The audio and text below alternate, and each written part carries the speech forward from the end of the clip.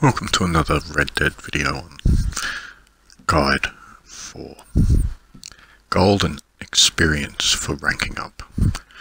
Now, a lot of people have talked at different times about how to get rank through glitching, killing cops obviously, etc. There's also ways to glitch the gold and the achievements. I'm not specifically talking about that aspect of it. What I'm talking about is playing through the game and utilising the game mechanics to the best of your ability. The footage that you're watching is not the most exciting of footage, but the reason behind it is quite strong.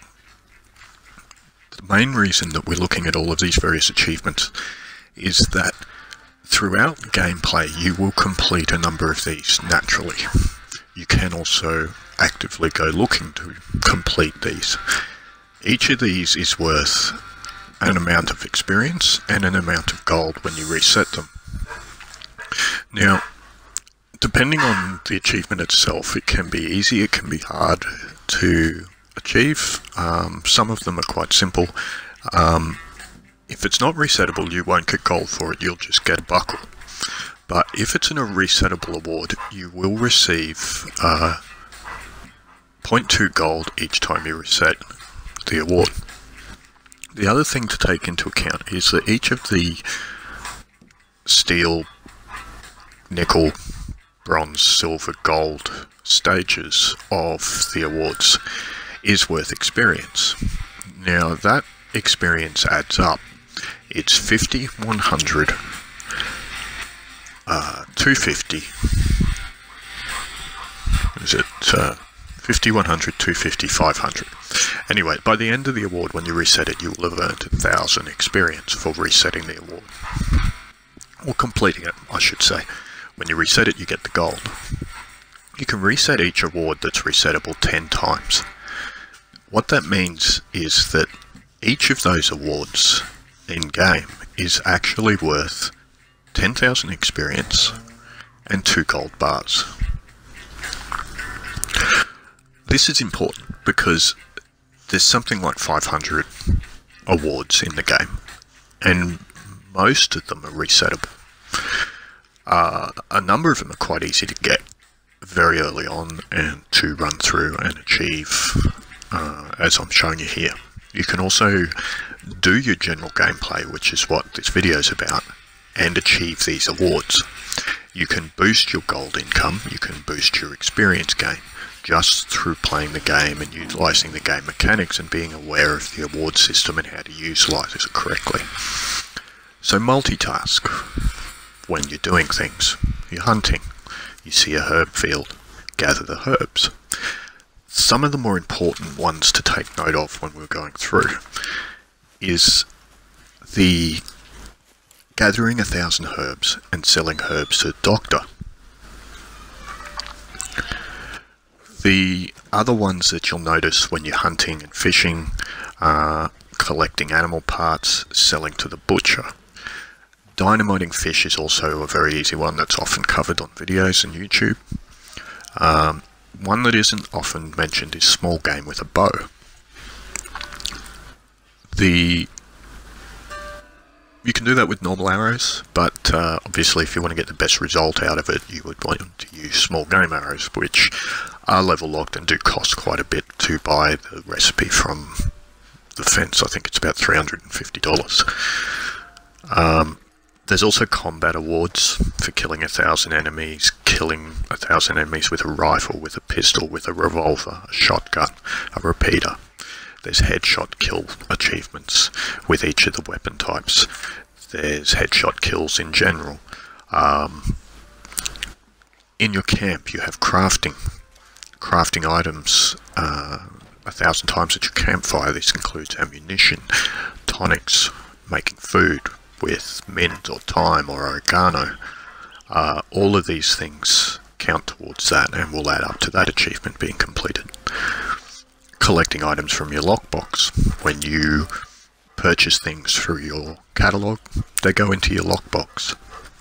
When you collect from your lockbox, you collect 1,000 items. It's a resettable award.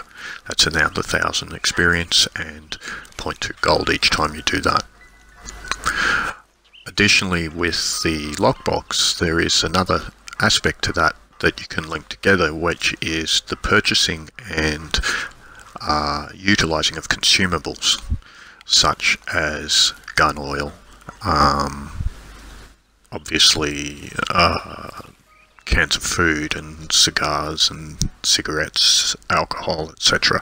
If you buy this through your catalogue to your lockbox, you not only then collect the items from your lockbox, but they also count towards your achievements when you are consuming these items or purchasing them.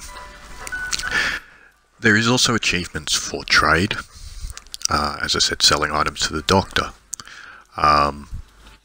Some of these are quite easy in regards to just getting a quick 500 experience, sell an item to the fence, sell an item to the butcher, sell an item to the doctor. The other side there is that you can make a little bit of money doing this as well. Every time you sell 100 herbs to the doctor, you get $25. You get 1,000 experience and you get 0.2 gold. You collect 1,000 herbs, you finish one of the survivalist achievements. You utilize the herbs you collect to craft tonics. You're completing your crafting achievements. Multitasking through these awards and resetting them as you complete them is one of the strongest ways to level up quickly and efficiently while still gaining gold. It doesn't affect your gameplay, it doesn't affect your hunting, making money. In fact, it actually complements them. Additionally to these, there's travel awards, there's combat awards. The travel awards, one of the reasons you'll see in a lot of my videos that I spend a lot of time on foot is there is an award for travel on foot. Travel on horseback, total distance travelled. These are resettable awards as well. Walking around hunting and collecting herbs and items on foot rather than horseback adds to the travel on foot. Riding between locations on the horseback adds to the travel on horseback. With regards to completing the combat awards, the killing 1,000 enemies, kills with rifles, your story missions are often going to be the best aspect for these. You get gold for completing story missions, you get experience for killing enemies, you get experience for the mission, and then you get the completions of these achievements as well to top that up. Another way to earn gold outside of the achievements though is through utilizing the strange missions, but doing it in an effective and specific manner. What I mean by this is the stranger missions, along with the story mode missions, actually pay you more the longer you take to complete them. You can multitask during some stranger missions and hunt, do other things as well in addition. That's completely up to yourself. But overall, the main point of this, doing the stranger mission and running the timer to the complete time, is that you will get a decent amount of gold, experience and money for doing that. It can be a little time consuming in terms of it's a 15-20 minute timer that you have. You have to run it to the last minute or so to get the most out of it. So it is going to take you 20 minutes to do these missions that way. Hence why a lot of people choose to hunt and so forth in the downtime while they're waiting the timer out. I enjoy doing this one up here near Coulter because of Flaco.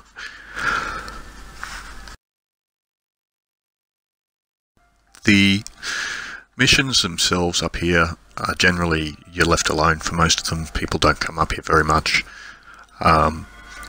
You will find that the missions themselves are quite simple and straightforward. This one here is actually one of my preferred ones, just simply because it's easy to do, and then it's got a set timer, it's got a close location. You hunt the bear, you kill the bear, you take his pelt, and you wait the timer out. It doesn't matter when you kill the animal. What matters is when you return the pelt to where it needs to go. So, as you'll see at the end of this video, I am just sitting by the fire near the turn-in point, waiting the timer out. As I said, you can hunt, fish, whatever, in the meantime, if you wish. For the sake of this video, I was simply just waiting out the timer.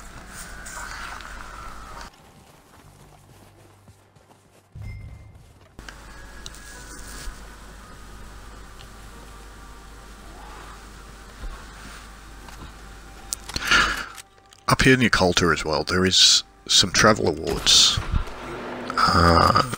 One in particular, actually. That is how quick you can ride from the quick spawn location to Alder's Ranch. It's not a particularly long ride. It will net you 500 experience and a gold buckle. No gold, unfortunately, but it is a quick 500 experience. There's 3 of those that you can run. You will find the Alder Ranch one, a Braithwaite Manor one, and a Valentine to Strawberry one. If you watch closely when I turn in this pelt, I received just over 0.2 gold, nearly 500 experience, and about $23. That's not a bad return for 20 minutes work. From here, I go to a story mission. It's one of the easiest ways to get out of the area. One of my preferred ones is If the Hat Fits, partially because where you finish is down near Tumbleweed, close to a quick travel station. You'll be in a lobby where most of the players are down in New Austin, and you can then immediately port over to Lemoyne or Valentine or somewhere where there isn't a lot of players and you're unlikely to get griefed as you continue your farming. Additionally, this mission also pays very well compared to some of the others. It has a fair amount of experience available in it. It allows you to quickly travel out of Coulter as well.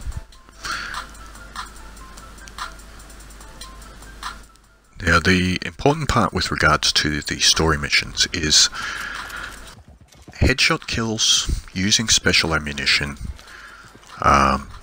making certain that you're achieving the mission as efficiently as possible, because players dying, losing lives, that sort of thing can affect your payment at the end. Now, in this mission, I actually like to craft. Up here, you can craft anywhere. It will count towards that crafting achievement. You can loot the bodies. Looting bodies is another achievement that you can do. Loot 1,000 bodies, reset that award. The one you want to focus on here is that there's killing enemies with a rifle, killing headshots. You want to kill enemies in general. There's a number of kill 1,000 enemies, various ways, achievements that you can complete.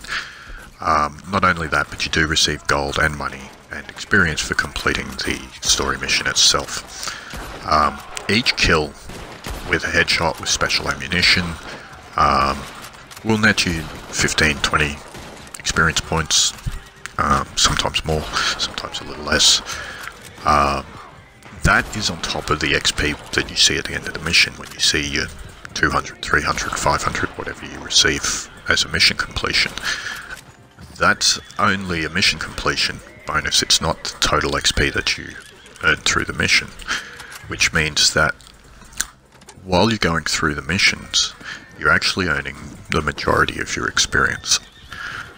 Additionally, when you are achieving the achievements throughout, whether it's, you don't have to get to the end of it, obviously each of the resettable awards to earn the experience. You will be earning experience, as I said, at each stage. So the first one for kill enemies, for example, maybe kill 10 enemies and you'll get 50 experience. And then it's kill 25 enemies and you'll get another 100 experience. Then it may jump up to, you need to have killed 250 enemies and so forth. But what that means is that by doing this in a lot of these story missions, you'll earn a bonus 50 XP, 100 XP, 250 XP, depending on where you are on the tally, for your rifle kills, your headshots, your total kills, and so forth. So the total amount of experience that you can earn throughout the story missions can add up quite significantly as well. This allows you to earn often anywhere from 1,000 to 1,500 experience per story mission if you're efficient at it. If you get the majority of the kills, you get majority headshots, you use special ammunition. The experience gain in the story mission can be quite good. Money-wise and gold-wise, it will pay similar to the Stranger mission when you run the timer down completely. Again, the longer you take in the mission, the better the payout, and the more gold and cash you'll receive at the end, along with experience. So, if possible, though, with newer players and a pickup group as I'm with here, it's often more of a race to the end than a take your time, loot everybody.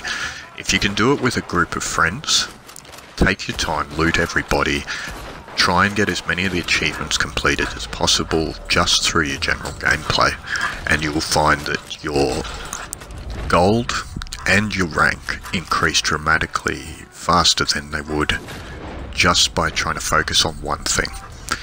The multitasking and the utilising of those achievement mechanics throughout your total gameplay is one of the most important aspects of Red Dead's leveling mechanics.